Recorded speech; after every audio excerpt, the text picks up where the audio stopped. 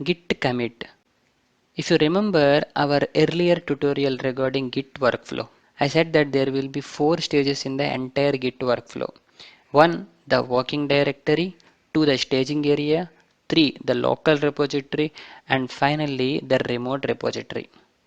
At first, our files will be placed under a working directory, and then we use a command called git add to move the working directory files into a place called staging area, which is also known as index area, right? And then the files which are in the staging area will be moved to the local repository using git commit. That's what we are talking here. Okay, let me quickly open git bash. So I have git bash opened and I am in a project called diff project, which we had seen in our earlier project regarding git diff. So if I say git status here, okay, git status, okay, I have few files which needs to be committed. That means these files are in staging area, okay, which is nothing but this area, right? So currently I have few files under staging area. I wanted to move them to the local repository using git commit, right? So first thing that I have to do is to say git commit. Now two things you should remember here. Whenever I say git commit followed by an enter, right, if you haven't configured notepad plus plus with git using our earlier tutorials, it is going to open vi editor for you. And in case if you have configured notepad plus plus using our earlier tutorials, it will open notepad plus plus for you, where you can give some commit message. So just remember that, and since we have configured notepad plus plus already, it will open notepad plus plus for me. But before that, just look at the status message which we have received, right? So previously when I say git status, it is listing me all this data, right? Okay, just remember that. So now I am going to press enter.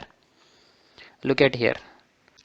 If you remember our earlier git status, look at here, on branch, no commit set. This all information is present here. Look at here, on branch master, the initial commit, right?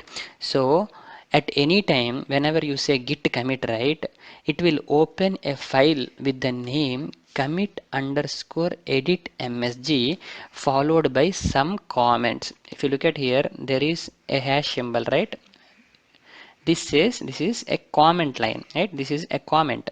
Okay, it will open a file with the name commit underscore edit message, and which will have all the information of your previous git status. Look at here, this is a git status, right? So your commit file will have this all information, right? Look at here, on branch initial commit, and then changes to be committed, right? So this will have all this information, and along with that there will be a blank line on the top. Here you need to enter a message which relates to your changes. See, for example, you have added all these files, right?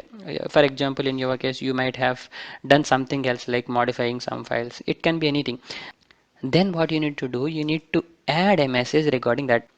For example, you have modified something, you can just say updated address file, something like that. You can give any message and then just save this and then close this. Okay, closed, that means done. Your commit was done, right? Now if you say git status, look at here. Now if you say git status, nothing is there because it was committed. So this is called direct commit. Okay, now the commit was done. Now if you say git log, okay, it will show you the commit information. Look at here, this is the commit and this is the commit id.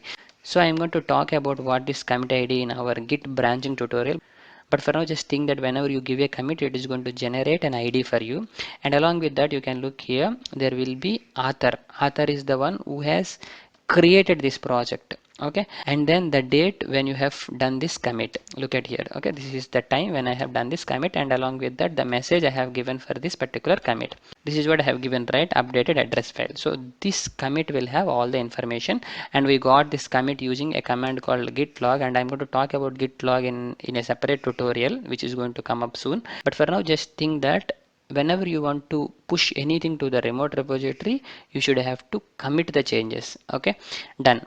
Now this is one way of commit, and it is called direct commit. There is another way. Okay, but before that let me quickly do some changes which will be pushed to the remote repository. Okay, so these are the files which we have, right? Okay, now I will do some changes in the main.txt file. Okay, and if you look at here, we have I Suresh Tex, we are subscribing your channel as we are impressed. Okay, I'm just kidding. I have just written this. In case if you are impressed, you can subscribe and hit the like button. Okay, so here I'm going to add some more data. What should I add? Let me add another paragraph and do this. Okay, I'm not demanding but small request. Okay, now I am going to give shift colon followed by WQ. Done. Okay, so if I say git status now, what happened? It will show this is modified and we need to do git add, which will go to the staging area, right, which we know already. So I'll say git add dot. Okay, done. Now if I say git status, okay, you can see one file is in the staged area.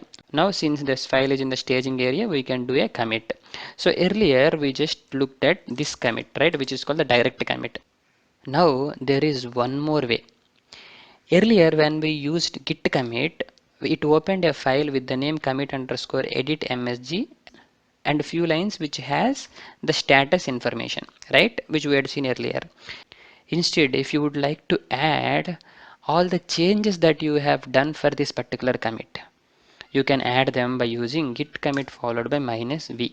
V here stands for verbose. Okay, now if I say enter, look at here.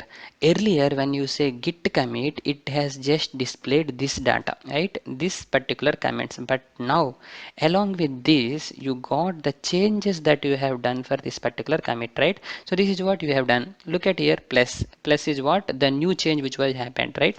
So this is what you have added, right? You have added a paragraph and then please subscribe. Okay, so if you look at here, this is a new change. So if you ever wanted to add the changes also to your commit, then you can use a command called git commit followed by -v. And as usual, you will be having a blank line on the top where you can give the commit message.